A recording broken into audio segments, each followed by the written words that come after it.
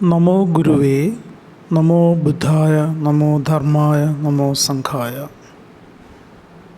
This is a video series on the biography of Sakyamuni Buddha, who is also known as the historical Buddha Siddhartha Gautama. To teach Dharma to the world, there come different Buddhas in different ages or different kalpas. Sakyamuni Buddha Bhagavan is the Buddha of our present age. This is the first part of this video series, or part number 1, and this part deals with the date of the Buddha.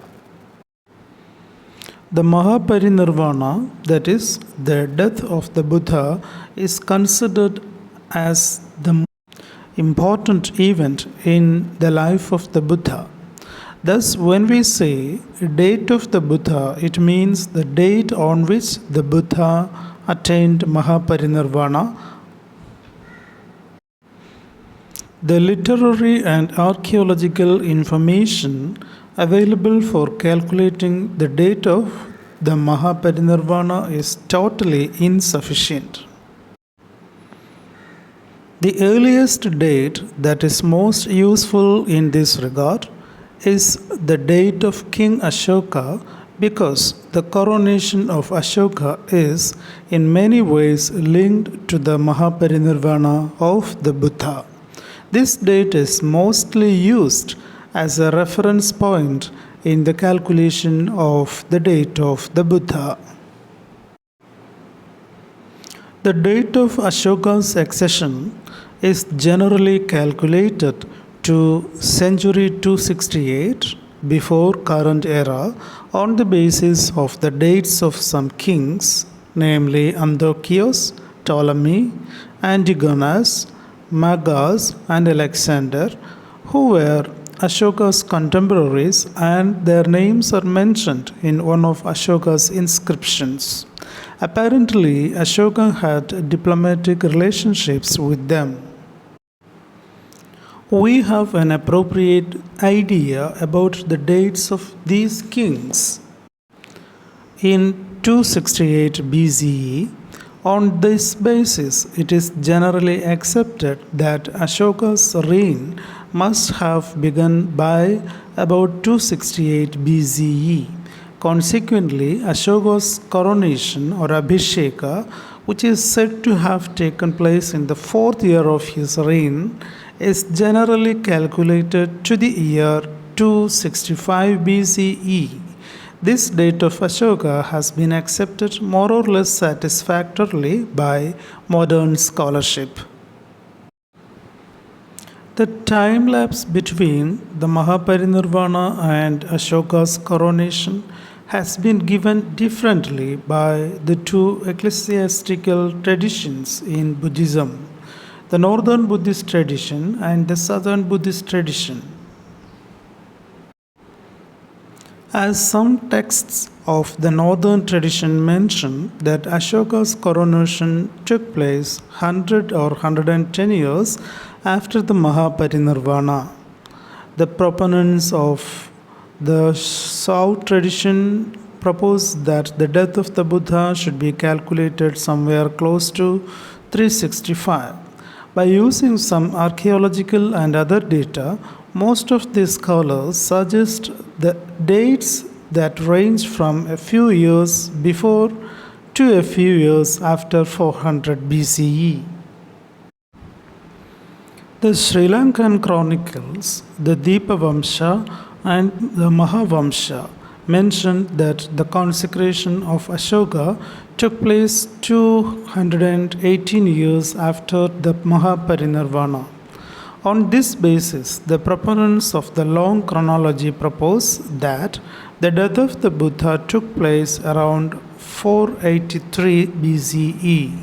This date was considered more acceptable because the figure 218 does not appear to be a rounded off figure. The so-called daughter record of Canton gives information that seems to support longer date, that is 483 BCE. As the independent sources of information, one Sri Lankan and the other from China, prove substantially the same information. It is accepted by the wider Buddhist scholars that century 483 BCE should be accepted as the correct date of the Mahaparinirvana of the Buddha. Archaeological evidence has also been used in support of the long chronology. For example, the Pali Canon gives evidence of Buddhism being an urban religion, and as archaeological data seems to indicate that urbanization in the Ganga Valley began around the 6th 5th century BCE. The Buddha is believed to have lived in the 6th century, in the 6th or 5th century BCE.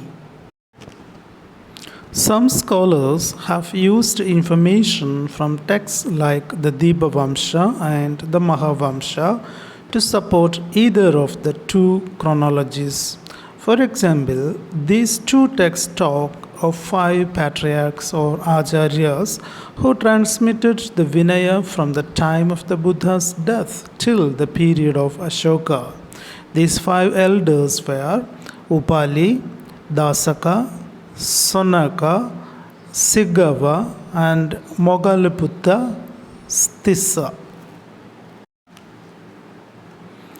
It has been suggested that as Upali, Dasaka, Sonaka, and Sigava had kept the Vinaya for 30, 50, 44, and 54 years respectively, making it a total of 178 years.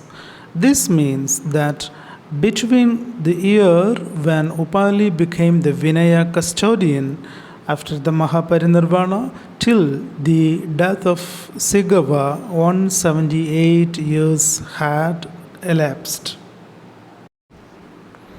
The death of Sigava took place in the year 307 BCE. This would mean that the Buddha's death may approximately be placed in the year 307 plus 176, that is 483 BCE. This agrees with the date calculated on the basis of the popular number 218 as well as the dotted record of Canton. The death of Sigava. Thus, it has been mostly suggested that the year 483 BCE should be accepted as the year in which the death of the Buddha took place. However, this date should only be taken as an approximate date for the reason that most of the information available is quite tentative.